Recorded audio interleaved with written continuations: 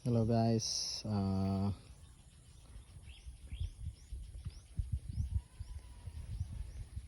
magandang hapon.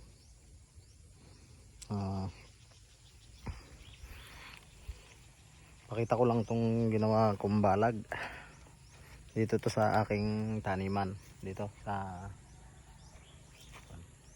aking bangkagan yan. Pakita ko lang guys kung okay ba yung ganitong style ng balag. Bali, ang style niya guys is paganyan. Pa-slant. May klebe siya, nakaklebe siya guys. Yan oh. Tingnan niyo. Yan. Hindi siya pantay, 'di ba? Usually nakikita natin is pantay siya, guys. Iba nakikita natin na balag. Pero ito, guys, pababa siyang gano'n, no? Pababa siya, ayan, no? Tingnan nyo guys, sa sobrang tamad ko magtayo ng poste. Ayan, tinali ko na siya doon sa buhay na kawayan. Ayan, 'di ba? Tingnan nyo guys. Ganyan tayo katamad maglagay ng poste, 'di ba? Yan oh, nakatali lahat yan sa mga buhay na kawayan, 'di ba? Tapos dito guys, ayan. Okay, marami-rami din naman tong poste na tinayo ko na to. Ayan. 'Di ba? Parang 1 2 3 4 5 6 7 8.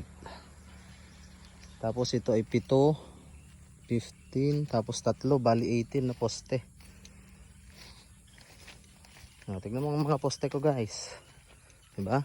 Oo, yan guys, oo. Yan ang walang kot. Yan, kahit anong gawin natin, walang galaw dyan. Sangka pa, diba? Yung tipong itinali na lang pinatong na lang sa sanga ng kahoy, diba? Libre poste, para-paraan lang yan guys, diba? Para-paraan lang. See? Yan oh, di ba? Katali. Di ba? Yan yun guys oh. Di ba? Actually ito wala pang tanim. Balak kong taniman ng upo lahat ito. Kasi meron na ako dito na buhay na ilang puno ng upo guys, yan oh. Yun pa. Tapos yun nandun sa banda ron, ayun oh. Tapos ito guys oh, yan oh. Yan sila. Yun yung iba. Yan. Yan. Saka yun. Diba? Yan guys, balak kong puro upo, pero bahala na kasi meron akong ampalaya din eh, diba? 1 2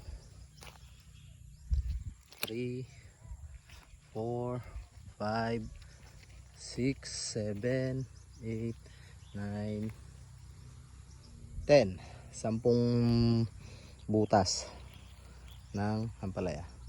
Kung nagtataka kayo guys, bakit anong purpose, ba't nakalampas dito yung ginawa kong kawayan, ayun nilagay kong kawayan.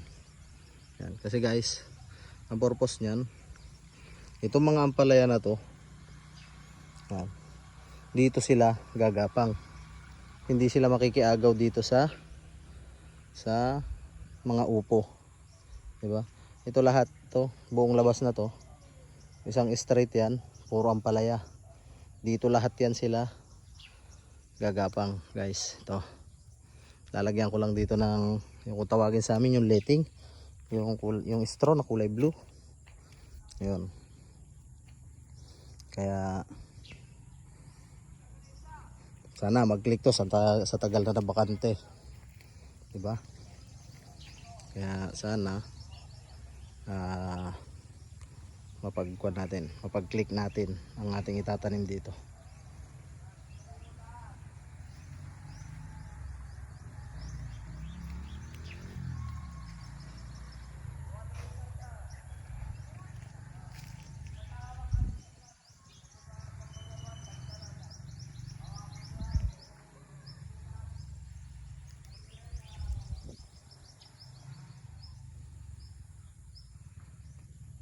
Okay guys, magpapaalam na ako at medyo hapon na. Magpapakain pa ako ng baboy. Kaya kita-kita tayo sa susunod kong i-upload na video. Bye bye.